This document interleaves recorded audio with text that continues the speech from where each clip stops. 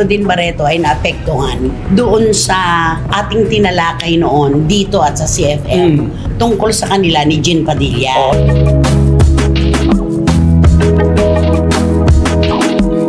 Tapos may mga kwento ngayon na kumakalat, umiikot, diba?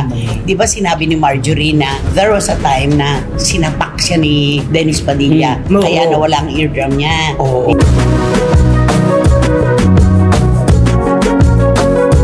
Nalaman ko naman yung isang kwento na kaya daw pala nagawa ni Dennis yun. Hiniwa pala niya yung likod ni Dennis. Pag ganun, hindi raw pasaksak, pero pag ganyan.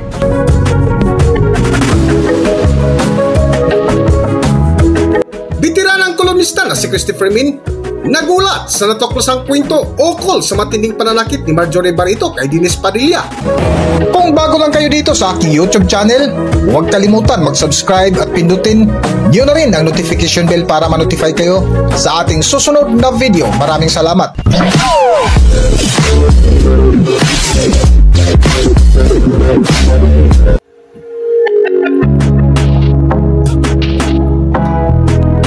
Hindi pa rin mawala-wala sa eksena sa kwentuhan ng chismisan ang dating mag-asawa na sina Dennis Padilla at Marjorie Barreto, na kung saan marami nang nakikisawsaw sa kwento ng bangayan sa asawa versus asawa at kapatid versus kapatid.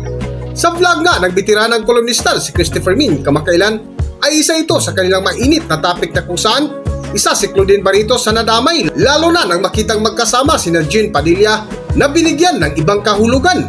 Dito na tayo sa unang latag ng ating kwento. Of course, si Claudine Barreto ay naapektuhan doon sa ating tinalakay noon dito at sa CFM tungkol sa kanila ni Jean Padilla. Oo, dahil sa picture nila lumabas ang video. Kasi sabi nga natin, kasi ang nauna dyan si Dennis Padilla kay Kirli Gaspi. So siguro naman, ito namang si Marjorie na apektuhan, si Linda naman at saka yung mga anak ni Dennis at ni Linda at ang kanilang mga anak na nagsama-sama. Oo, tapos ito naman magkapatid sa magkapatid. Tapos eto na nga, si Jean Padilla na nga at si Claudine Barreto nang sabi natin, itong uninvited na to hanggang ngayon, hindi matatapos tong issue na to kung palaging ganyan na naghahamon kayo. Totoo. Diba? So ang paliwanag ni Claudine, hindi nila gustong kalabanin at parunggitan si Marjorie. Nagsama sila ni Jean Padilla dahil sa isang pinasukan nilang negosyo. Negosyo ito. Correct. Meron silang trabaho at ito ay ang pagiging endorser ng isang salon and aesthetic center dito sa Giginto, Bulacan. Yung pag-aari ni Yumi Gala. Yung pala yun. Sila pa ang brand ambassador. In fairness naman, sinabi rin naman natin yan. Kaya siguro ito may gagawin, may niluluto. May proyekto. Pero sabi nga ni Claudine, kahit naman noon, alam mo naman, di ba close ako talaga kay Kuya Dennis? Close siya talaga kay Dennis. Kahit nung naghiwalay na si Marjorie at saka si Dennis, si Linda na ang kasalukuyang karelasyon. Yung mga anak ni Dennis at ni Linda nagpupunta sa kanya. Maayos pala. Maayos. Lalo naman nung si Dennis at si Marjorie pa. Talagang itong si Claudine ang halos nagpalaki dun sa mga magkakapatid. Si Julia, Claudia. Wala pa nun si Leon nung mga panahon na yon. Yung dalawa. Siya nga si di ba? Ang tawag sa kanya? Mama Pretty. Yun nakita ko yung talaga. Shooting, taping, pictorial, pag-shopping, pag-grocery, kahit saan magkakasama si Claudine at ang kanyang mga pamangkin. At ito yung time na kasagsagan ng karera niya na bonggang-bonggang. Parang siya naging sandigan nga ng pamilya. Noon. Di ba magkakampi nun kasi sila ni Marjorie. Ang kalaban nila si Gretchen. Dugto nga ng kwentuhan ni Nanay Christopher Min at mga kasama nito na sina Romel Chica at Wendell Alvarez ay pinag-usapan nila ang Barreto Sisters na kung saan muling binalikan nila ang matinding kwento sa alitan ng magkapatid. Pinatira sila ni Gretchen sa isang nailit na bahay doon sa bangko ni Kuyang Tony Boy Cojuangco dito sa Loyola Grand Villas. Nag-away ngayon yung magkakapatid. Pinalayan sila ni Gretchen. Diba? Alam mo itong mga kwentong ito, tatawanan mo na lang kasi pag sineryoso mo. Pero totoo yun. Pinaalis sila ni Gretchen doon. So, nagbalkot itong si Marjorie at saka si Marjorie. Balkot yun sa atin. ba? Yun, lumipat sila ngayon. Yan. Doon ang kwento niyan. Tapos, ikwento mo pa. Sige, kasi, ka pa. No, kung wala namang kasing videos at mga photos sa'yo, kasi matik talaga tayo. Ako, ano to? Bakit ganon? Kasi hindi na natin masaklawang iisipin ng mga tao sa nangyayari sa kwento ng buhay nilang ang pamilya. sabi ni Claudine si Kuya Jean, komedyante. Yun. Akala niya lahat pwede niyang gawin biro. Hindi siya naintindihan. Ayun. Pero wala talaga ring plano na kalabanin si Marge kasi kapatid ko siya. Sabi niya, tama naman yun. Kapatid ko siya, hindi ko pwedeng gawin yun, sabi niya. Kaya lang, nakakaawa naman si Kuya Jean, di ba? Nalagay sa alanganin. Oo, pero kung katulad dyan, kung ang pag-iisip ng isang tao, pag may galit dun sa isa, yun talagang iisipin niya. Paano ba ito? Kampi-kampihan na ba tayo nito? Kaya maghahanap din ako ng kakampi ko. At saka ang maganda kay Claudine, katulad natin, mga reporters, alam mo sinabi niya, hindi ako nagagalit kapag pinipitik niyo ako. Hindi ako nagagalit kasi hindi naman sa lahat ng pagkakataon tama ang ginagawa ko. At saka naiintindihan ko ang trabaho niyo. Napakasarap makarinig sa isang artista ng ganung mga salita, yung pagrespeto sa ating hanay. Di ba? At yung papuri, pinasasalamatan niya. At saka, napakaganda nga ng programang ito para sa lahat ng mga artista na nanonood na binibigyan na ng oras to. Kasi ito yung masasalamin mo kung ano yung ginagawa mo at mapapagbuti mo kung pangit o hindi ang tama at ginagawa mo. Diba? Ang masakit kasi yung meron kang papuri o kaya sinang-ayunan mo siya ni hindi marunong magpasalamat.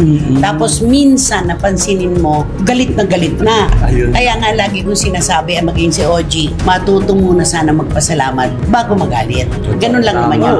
At si Claudine, inihihiwalay ko dyan. Marunong talaga siya magpasalamat at inuunawa niya ang trabaho ng mga reporters. Yun, sabi niya, hindi ako nakikipagkampihan kay Kuya Dennis at kay Kuya. Hindi ko magagawa yon. May trabaho lang talaga kami dahil kami yung kinuha ni Yumi Galang na mag-endorse nung kanyang salon at aesthetic clinic. Magkakaroon pa nga raw ng parada, sabi ni Bradley Guevara.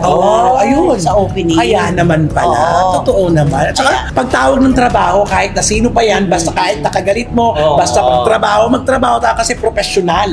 Yun. At saka kapag may bubog, habang panahon yan, maaalala hanggat hindi nagsesettle yung magkabilang panig at nagbigayan ng pangako na hindi na mauulit ang lahat. Alam mo na talaga, ito rin talagang matagal ng awayan, ito magkakapatid na to, na talagang sana matuldukan na talaga ito. Paano kasi meron nagmamatigas Hindi, kaya nga nabanggit nga ni Claudine na nung kasalukuyang nakaburol ang kanilang ama, nagpakumbaba si Gretchen. Pero si Marge yung nagtaas ng boses na, I'm sorry, pero ganito, ganyan, Mr. President, chuchu, gano'n. Hindi tinanggap. Oo, hindi niya tinanggap. So parang may punto naman siya doon na kung kailangan magpakumbaba, bakit ang hindi? Dapat walang pataasan ng ihi ito, pataasan ng pride. Iisa namang sinapupunan ng pinagmulan nyo. Totoo. No? Kaya kung ipinapalagay ng iba na nagkakampihan si Dennis, si Jean at si Claudine, yan po ang kanyang paliwanag.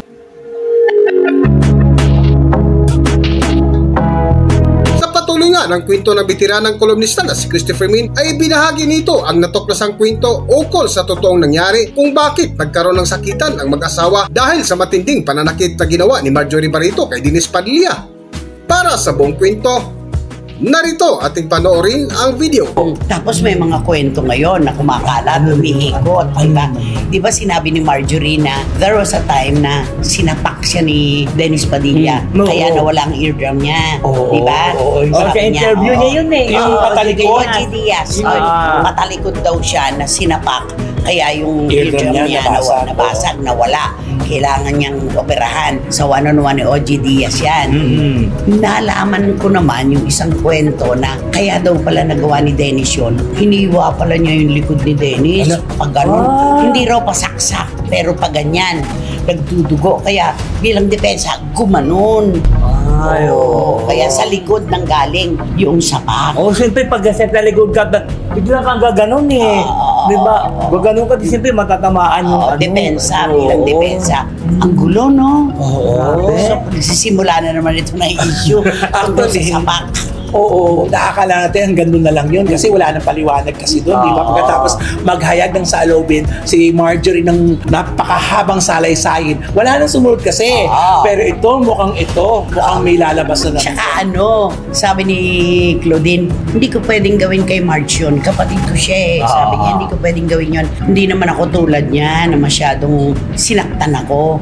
Nung kahiwalay lang namin ni Raymart, meron silang celebration sa bahay nila. In-invite niya ang buong Santiago family. Alam niya naman na kahiwalay ko lang kay Raymart.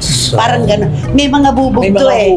May bubog. May mga bubog na binabalik-balikan nila, di ba? Kaya parang ikinasama na loob niya talaga yung hindi man lang siya binigyan ng pagkakataon na makapagdala ng regalo kay Claudia nung kasal. Ano pa raw, nakiusap pa raw siya kay Marjorie na, can we please talk? Parang ganon. Ala, dinedma siya. Kaya ang sakit-sakit. May bubog talaga. Oo, ang hirap talaga nito kasi yung magkakapatid din kasi ang lalim din siguro pinagsamahan talaga niya. Ng pagmamahalan kaya ganun sila masaktan. Ang saka mabuti nga sa interview ni Claudine, nagtitinti pa siya magsalita, di ba? Kasi kung talagang palaban siya, sasabihin niya bakit nung maganda pa yung career ko, maganda pa yung showbiz ko, di ba? Marami akong pera, di ba? Sa akin ko yung lahat nakasandal. O di ba? Tapos bandang huli ko lang. Kaya mabait pa rin si Claudine. Hanggang dito na lang muna ang ating video at kung nagustuhan nyo, huwag kalimutan mag-subscribe at pindutin nyo na rin ang notification bell para ma-notify kayo sa ating susunod na video. Maraming salamat!